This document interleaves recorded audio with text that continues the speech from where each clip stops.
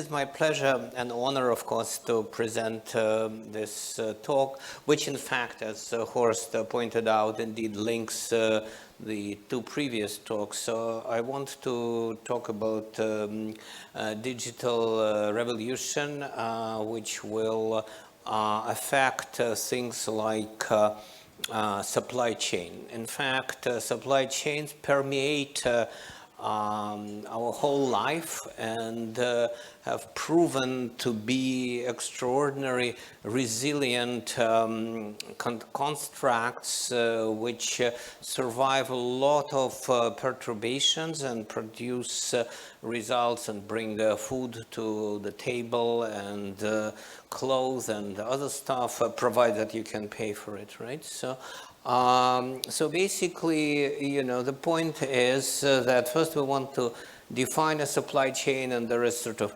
nothing particularly kind of dramatic about it. It's a supply chain is a system of organizations, people, and activities which essentially convert raw materials into finished goods which are delivered to the customers. And they occur spontaneously throughout history, and because this type of organization minimizes cost and increases efficiency. The term itself was popularized by a consultant, Keith Oliver, in about 40 years ago, but supply chains themselves have been known, as I said, for millennia, and you know, can be traced back to the campaigns of Alexander the Great and other great generals. So essentially every great general behind him, well, maybe a great woman, but more often than not a great supply chain, right? So basically the idealized supply chain, which simply shows how things should be kind of in the ideal world. You know, it's a flow of information and goods and money in the opposite direction from the initial to tier 3 suppliers who provide commodities effectively and, you know, raw, you know, lightly processed goods and so on, to tier 2 suppliers who do more value-add activity, to tier 1 suppliers. Finally, this is a focal point of every supply chain. It's a manufacturer or integrator. In this day and age, most of the great companies we are familiar with are in essence integrators. So very, very few people try to actually build their own goods. They sort of assemble things coming from there. And then it goes to tier 1 customers, tier 2 customers, well, tier 1 customers, essentially wholesalers, then tier 2 customers, retailers, and finally to final customers. Money, of course, flows in the opposite direction from final customers to the initial suppliers through this whole chain in the opposite direction. Clearly, there is always a mismatch between payments at different stages of the production process. Hence, financing becomes of paramount importance, and hence various financial institutions and non-financial players as well, such as factors, people who provide payment against invoices at a certain discount, and organizations of that nature come to life. Right? So, just 1 second. So let me see. Okay. So I'm sorry. Okay. So basically, if we look at how supply chains look, you know, at close, kind of under the microscope, here we see, for instance, the Intel Corporation and its tier 1 suppliers, maybe just very few, maybe 7 or 10. And its tier 1 customers, again, are sort of very few, like, of course, these are household name, Apple's, Dell, Hewlett-Packard, and Lenovo, and others. But if we look at the actual complexity of the supply chain, it is mind-boggling. And basically, it's sort of, you can expect, you know, like 100, 200 up to occasionally 2,000 tier 1 and tier 2 suppliers. And then you can have literally at the maximum, I would say 20,000 tier 2 to original suppliers. So the complexity of the value chains is very, very mind-boggling, and that's why introduction of the artificial intelligence is so important to simply untangle how the whole thing operates. And here, with the help of my colleagues from ADIA, I show a real supply chain showing different countries and different companies which are linked to each other, and colors describe different geographic areas. Of course, here you can see China, and here you can see the United States and all that type of thing. You can see that there are literally thousands upon thousands of connections between this supply chain. In actual fact, as I already mentioned, supply chains are nothing new.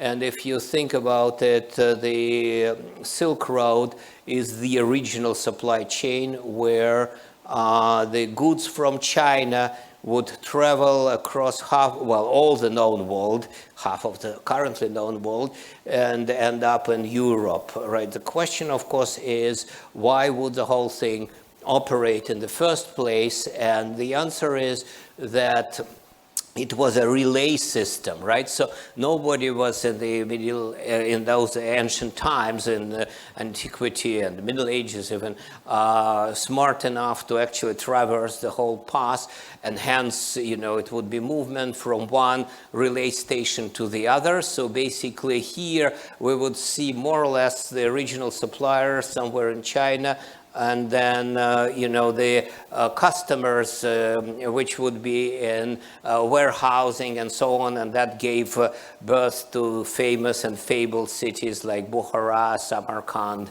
and you name it, right? So as I said, with every supply chain, there should be opposite movement of money, of value, and so the predominant currency, unfortunately my pointer is not here, but anyway, up to this point, predominant currency from here to here would be silver, dirhams, drachmas of the Sassanid Iran, and the gold staters and solids from Byzantium. From here to China, actually it would be horses, the famous blood-sweating stallions, which were the actual kind of goods which the Chinese were looking for when they were shipping silk and porcelain westward, right? So basically, before I go into how supply chain actually operate, I wanted to mention that you already probably got the idea that these are complex adaptable systems, but they're not linear, and in reality they're not really directed acyclical graphs. They're much more complicated than that. There are loops going back and forth, and I will speak about it in a moment. But before going there, I want to mention that there is, of course, very deep, exciting mathematics. And so for younger students and research professors and whatnot, that seemed to be a topic at the very top of the research agenda right now. So in the old days, people were thinking about this more like a linear chain, and then linear chain would be described by ordinary differential equations of different complexities, which would be, of course, nonlinear and generating, limit cycles, all this type of instabilities and things like that. And then there were audacious but feeble in the end attempts to model it like a traffic flow. The feebleness of that approach is mostly due to the fact that, as I already mentioned, this supply chains are not really linear. They are much more complicated than that. And so if you do it through the traffic flow models, you will naturally end up with hyperbolic equations, more specifically hyperbolic equations of the first order. And those equations naturally generate shock waves, as we all know. and that is sort of manifest themselves in supply chains in the form of bottlenecks and things like that, which kind of is a plus, because it's certainly, they do have a lot of bottlenecks. So as I said, linear chain is very highly idealized, but we can postulate something else. What would happen if a supply chain were to operate as the fabled Ouroboros? Well, first of all, we need to ask what is an Ouroboros. Ouroboros is a famous Egyptian idea of a snake eating its own tail and then regenerating times and again.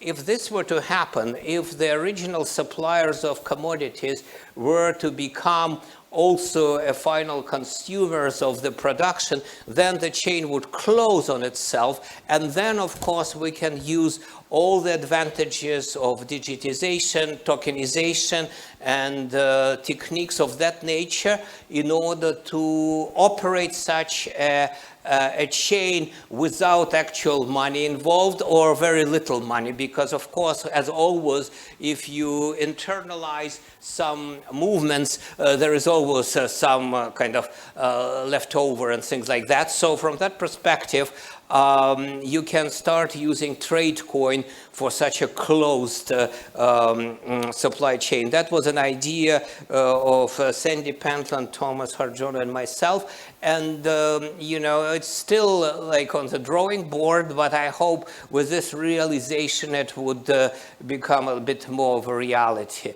And you can use this as collaterals or original commodities. This is an idea how much is being sold over the year. You can see, well, for yourself, let's say, all in all, maybe 5-6 trillion in total, of which oil is probably $3 trillion. Of course, it's not ideal from the standpoint of climate implications, but perhaps oil can be used not so much as fuel, but as a component for producing goods and things like that nature. But anyway, so this is the overall idea. So collateral, closed loop supply chain, and then you know, trade coin. So that's the first position. And so now if we look at the modern supply chain, so we will see sustainability is a very important, as was already explained a number of times, reducing carbon footprint, ethical sourcing, things like that. Resilience. Resilience become more and more of an issue right now, and in fact,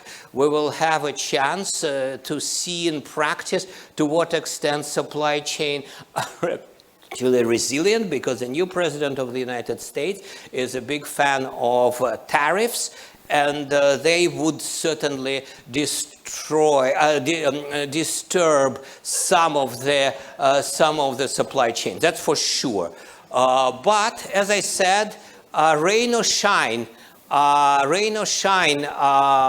supply chain showed times and again that they tend to regenerate and support themselves. So I am not particularly concerned about it, but I'm very curious to see how it happens. So returning back for the moment to the Silk Road, you know, a famous Chinese historian of the Ming Dynasty so wrote something to the effect that men from Sogdiana, so which Samarkand is there, will go anywhere where the profit is to be found. So from that perspective, the supply chains will regenerate themselves to search for this profit. Now, globalization, you know, and so they're adaptive and can withstand disruptions.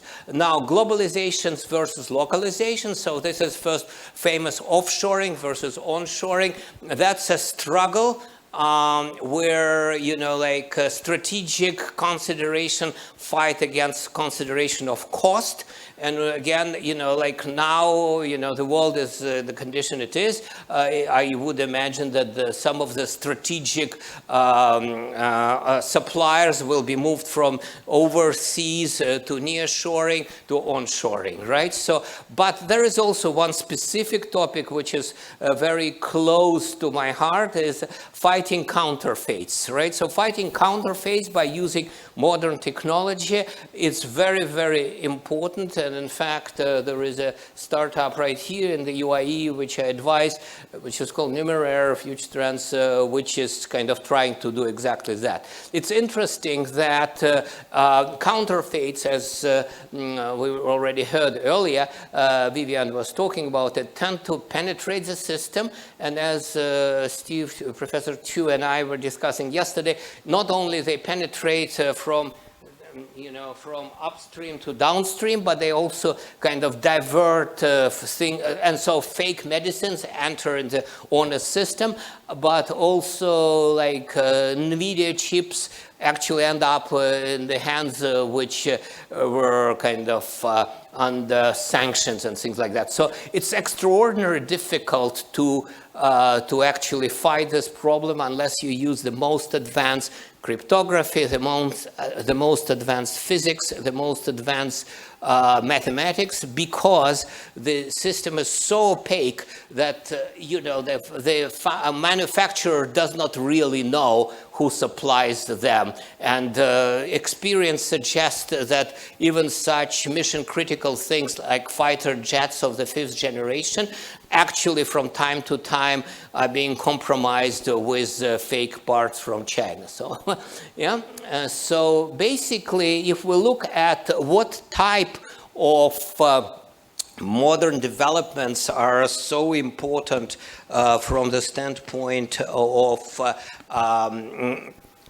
supply chain revolution, if you wish, and analyzing and understanding and optimizing and reinforcing, is if we look at this, so various inventions were, I don't know what's going on, sorry. This thing is not really working. It's working, Perhaps it was compromised and maybe it's not an authentic thing. So, but anyway, well, okay, you see, that's what happens, right? So, could somebody help? I don't really know what happened. Okay, all right. All right. Stop. Yeah, all right.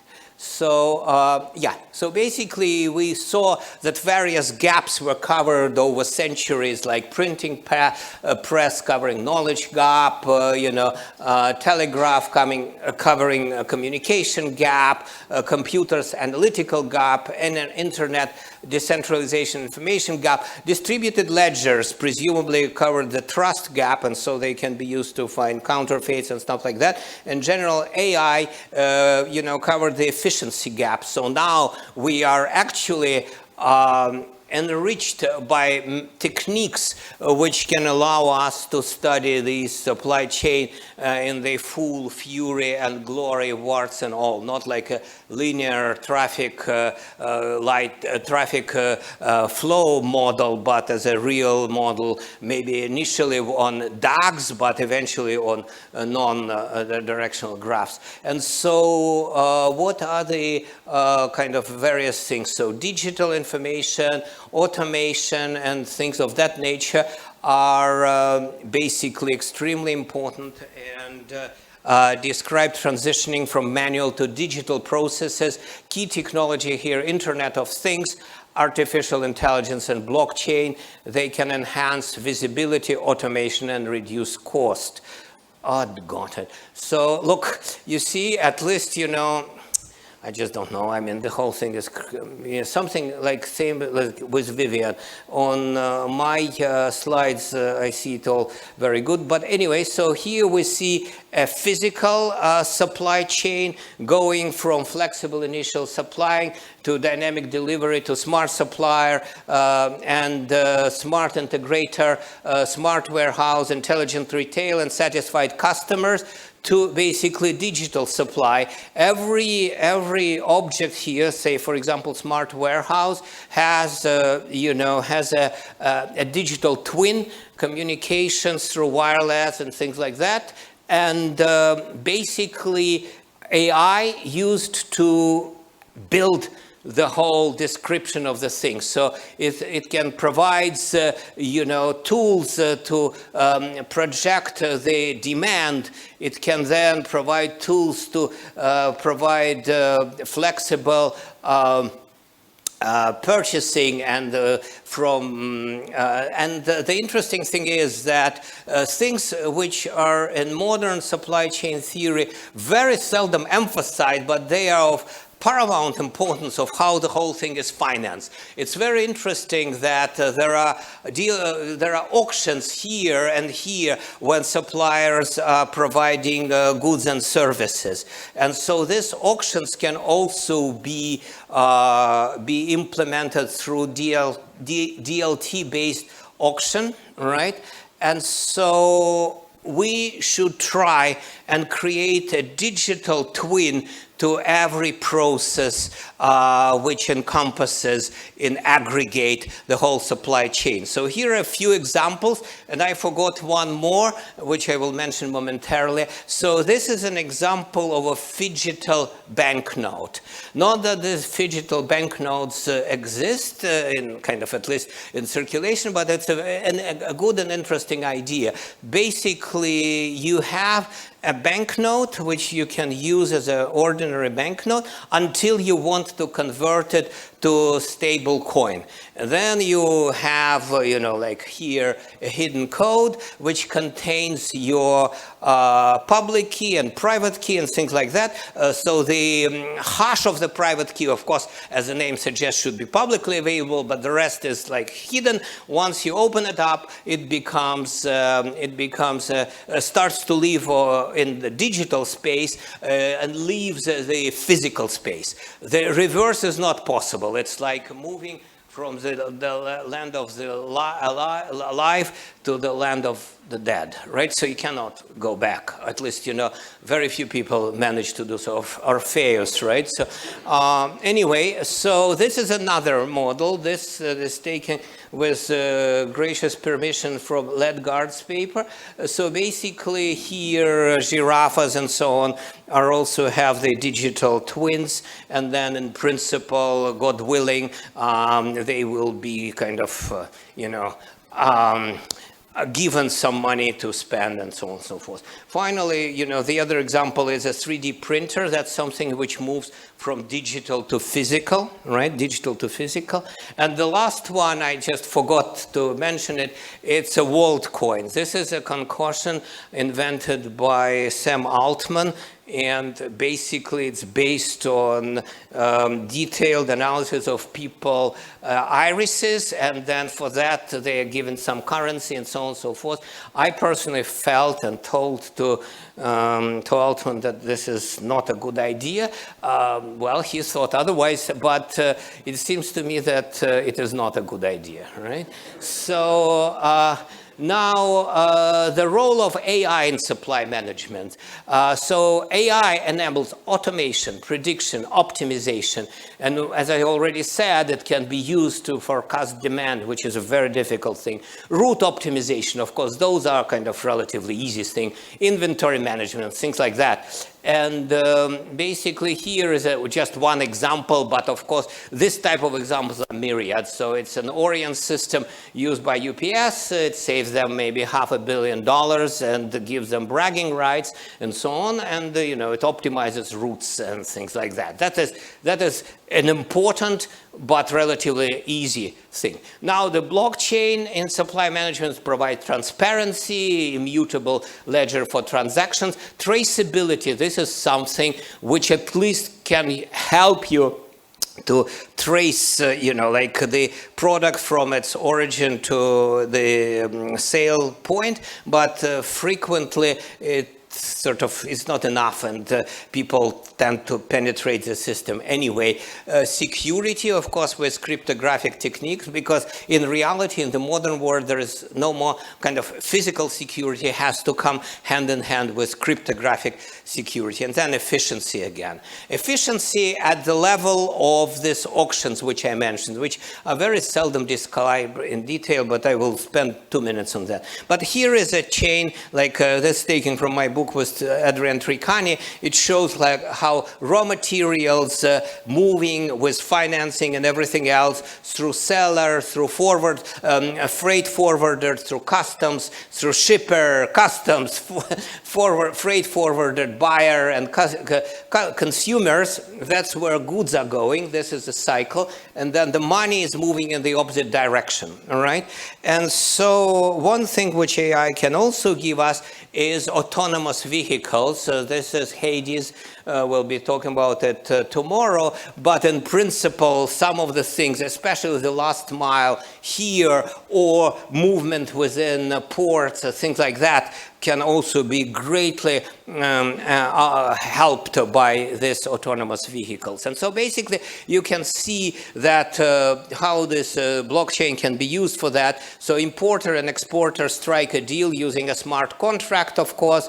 Then, they have to have a letter of credit because nobody, as I said, abolished financing. Like in the old days, it would be, as I said, the dirhams and staters. Now it's letter of credit. Export banks agrees to accept this letter of credit. Exporter accept letter of credit, initiate shipment. Goods clear customs. Shipper checks goods, etc., etc., etc. And finally, export bank pays the importer via the smart contract, right? So that's how the whole thing works.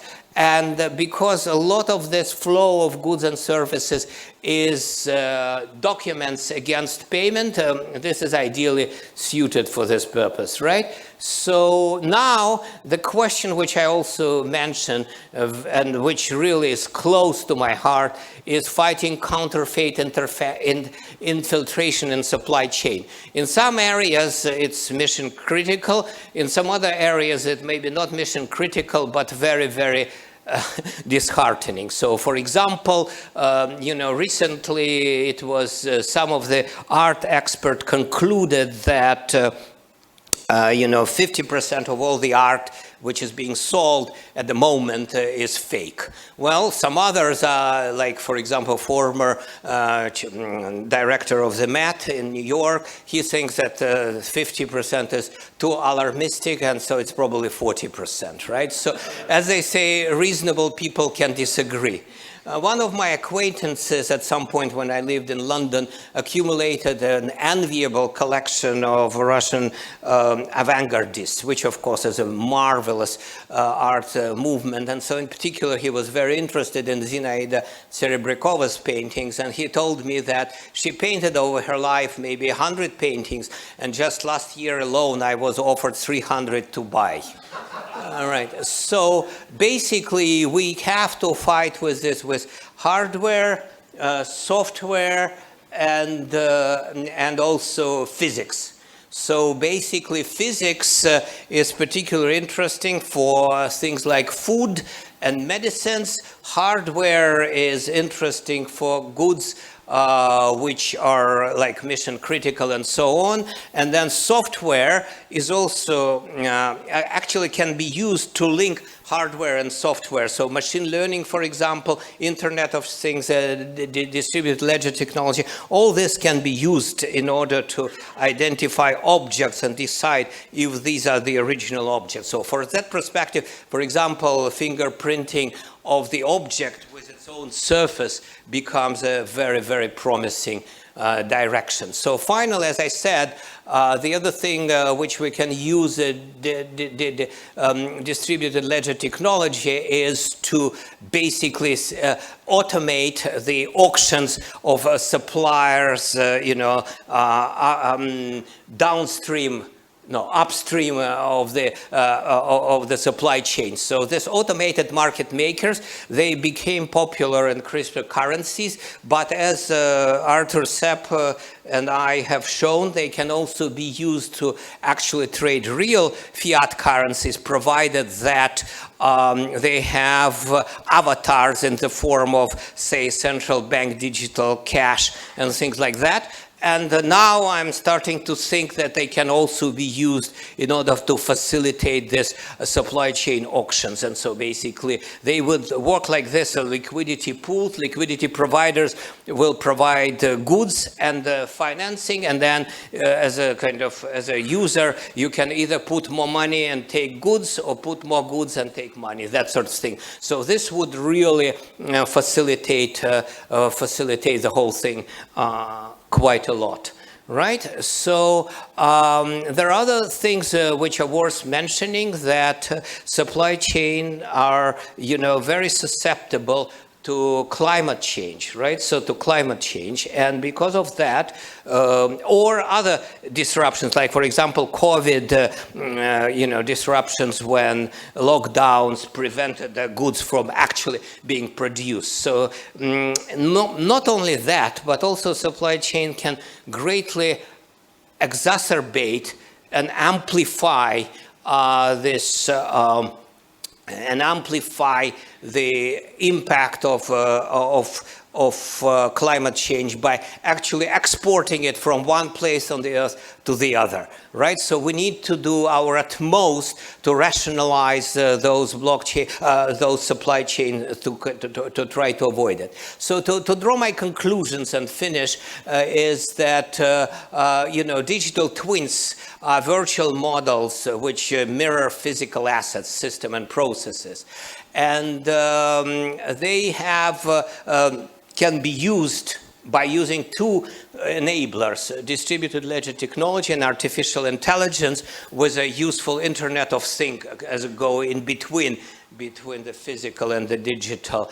Interoperable digital distributed ledger technology, they can provide secure, transparent, and decentralized process to actually kind of make sense out of it. AI is a much more powerful tool than ordinary kind of mathematical approach. Even though I'm a mathematician, and I much prefer to say that mathematical models, say solved numerically, can kind of substitute for that. It doesn't seem to be the case. It seems to me that artificial intelligence, because this is an area, it's not like general intelligence and things like that. This is an area where it can truly shine.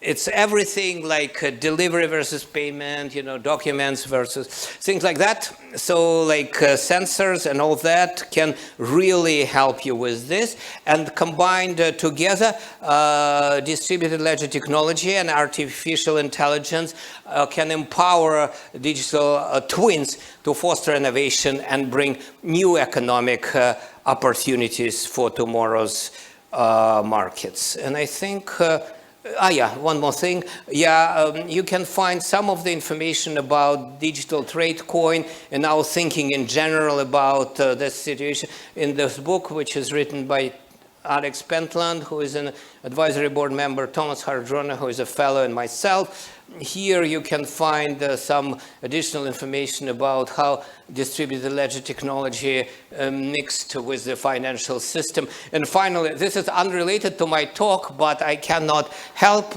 use a shameless plug. This book was supposed to be published in July. Then, Cambridge University Press was infiltrated by hackers. Again, this infiltration shut down for 4 or 5 months completely. And so now it will be published tomorrow. It's free to download, so I encourage you to do this. So thank you very much. I'm done.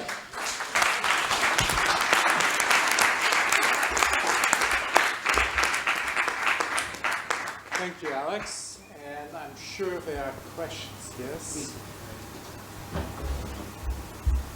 Do you have any idea of this process of digitalization, how to move this entity from the physical world to the digital world? How do you do this process with trust, or maybe using some third person and human to verify the process? Okay, this is an excellent question. As I said, in my mind, this Internet of Things should play an important role, but as an intermediate stage, of course, you can use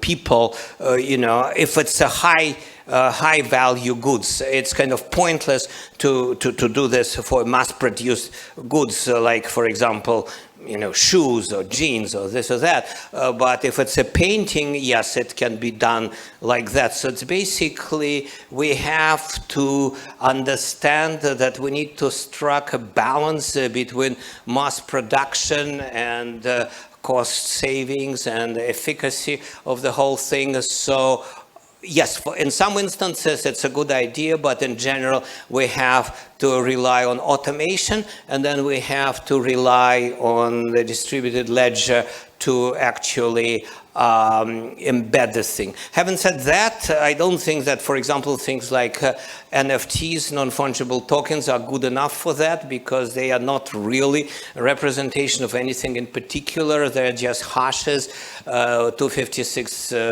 alphanumerics, and it's not enough to represent an object. But things like digital passport, product passport, and things like that, they are important. Yeah, please. Okay. Thank you, Alex. This was brilliant. Thank but you. there is a lot of computational complexity. Definitely. And some people who are doing physics, like Robert Farmer, Right. try to model this by agent-based modeling.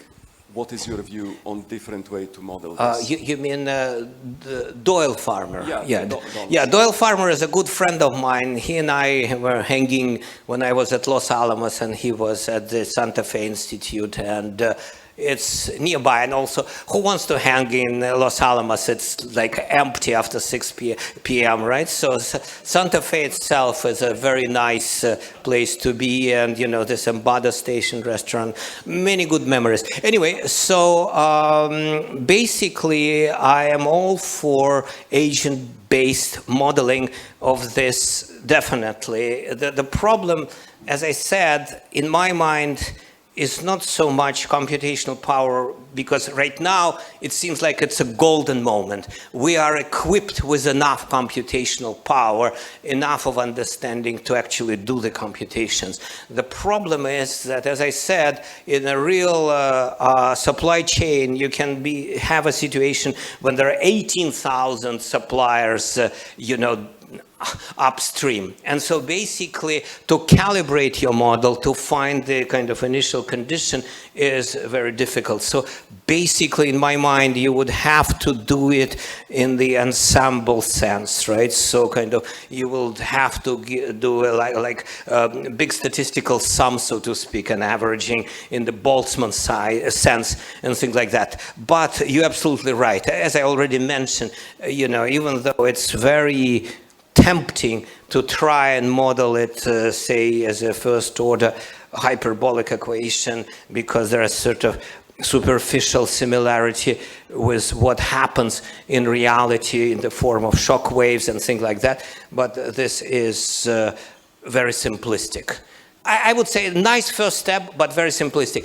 Agent-based, much better, or else like throwing in, for a good measure, artificial intelligence without explainability would still be interesting, just to see what happens, right? So I don't advocate using things if you truly don't understand what they're doing, but there are certain things which you just cannot understand, because, like 2 trillion parameters, things like that, it's just beyond our comprehensions, right? So.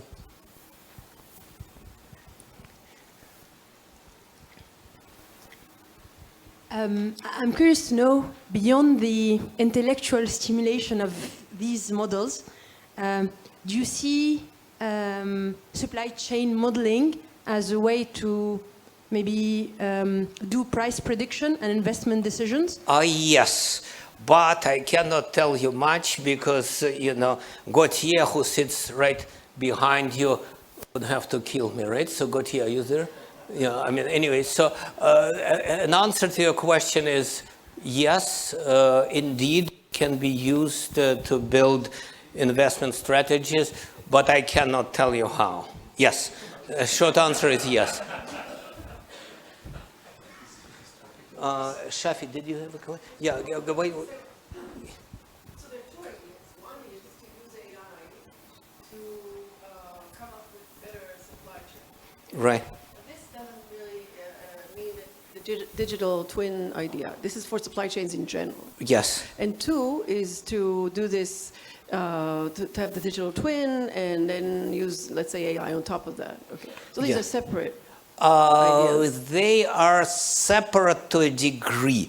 One is broader than the other, but the reason why I mention digital twin and artificial intelligence in the same breath is that right now it's so fashionable, but in reality it's because you actually have to use some of the AI algorithms to link physical and digital, and to be able to say whether this is like this bit of the tree, when you look at it in 6 months' time, is still this, or maybe it's some other part of the tree, things like that. So it's basically AI used at a different level and for a different purpose. So if you think there is meta usage of AI as a ultimate tool, as a Gosplan, okay? So basically the sort of Gosplan, state planning commission, and the old Soviet Union was trying to operate the entire country by using these principles. And people say it failed.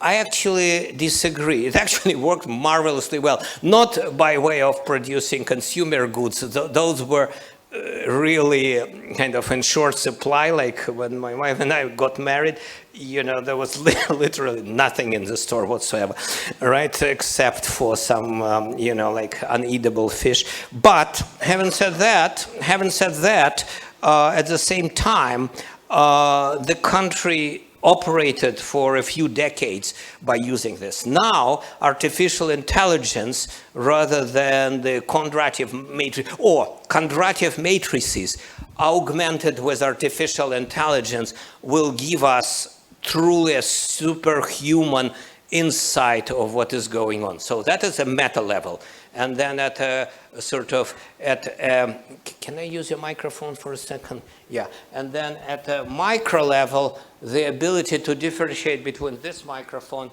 and that microphone requires some much simpler applications, but they might be sooner to come, so to speak. Okay. Go ahead. Alex, just to thank you. Wonderful talk. I appreciate it. Geostrategic implications of your thinking. Obviously, now I don't want to extend your Soviet an analogy by suggesting the Chinese Communist Party or Xi will implement or try and implement in such a complex system, but nevertheless, it would seem like China would be with its AI power and obviously dominating the supply chain, it's in their strategic interest to operate most of these efficiencies that you are talking about, and if we're a little bit clueless in the West, then we might find ourselves even more disadvantaged in that sort of East-West supply chain. Well, it's a very interesting question, Jonathan. The answer to your question is that central planning augmented with artificial intelligence powers and unlimited computational budget and enough data is a lethal combination. Yes, it will propel the Chinese economy to a certain completely different level. So the West, well, look, it is what it is, right? It's an Ouroboros, right? So from that perspective, the West needs to put its act together, have government-sponsored activities in this regard. And, like from that perspective, for example, UAE, being a neutral country, has a tremendous advantage in becoming a focal point, where it's kind of designed in an equitable fashion and so on and so forth. But yes, make no mistake, it is, if you wish, a new competition like, Cold War, now it's getting God knows where, but this will augment it and it will become a competition on steroids. Absolutely.